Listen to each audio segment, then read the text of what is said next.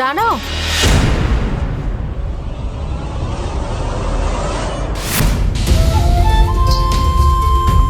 এই ফটোটা নিয়ে আপনি কোথায় যাচ্ছেন? কে বললো এই ফটোটা নিয়ে যেতে? ম্যাডাম, স্যার বললেন। স্যার বলল? আচ্ছা ঠিক আছে, তুমি একটা কাজ করো, এই ফটোটা এখানে রেখে দিয়ে যাও। ঠিক আছে।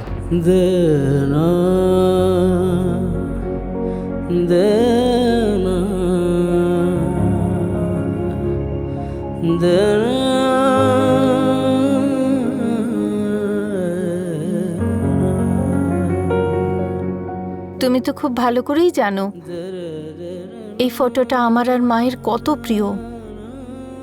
তারপরেও তুমি এই ফটোটা বাইরে রাখার জন্য কেন বললে? সুগন্ধা, প্রতি বছর রথযাত্রাতে মা এই ফটোটা দেখে ভেঙে পড়েন।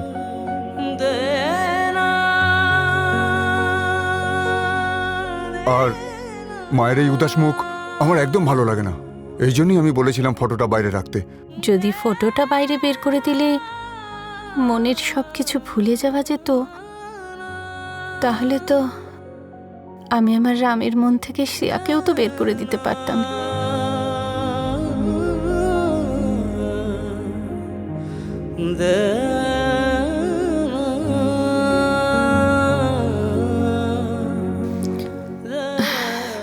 কিন্তু সেরকমটা হয়নি।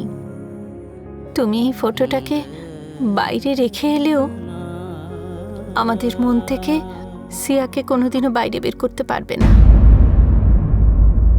সিয়া আমাদের মনে আগে ছিল, আর এখনো আছে, আর পরবর্তীকালেও থাকবে।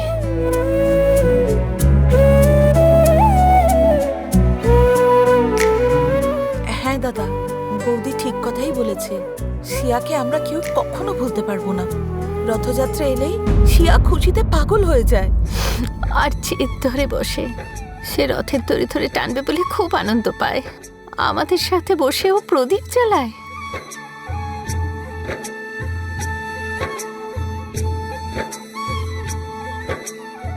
সে যখন এই বাড়িতে আসতো, হাসি খুশিতে পুরো বাড়ি মেতে ওঠে।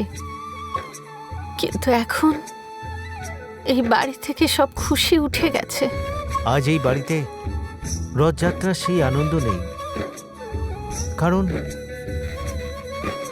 সিয়া এই বাড়িতে নেই।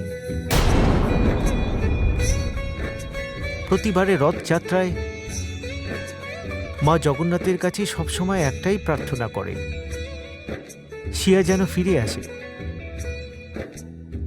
কিন্তু সিয়া আসেনি। কিন্তু আমাদের ভাগ্য যে এতটা খারাপ, প্রত্যেক বছর আমার মানত হয়ে থেকে গেছে। মা ও রামকে দেখে আমি হেরে গেছি আমি।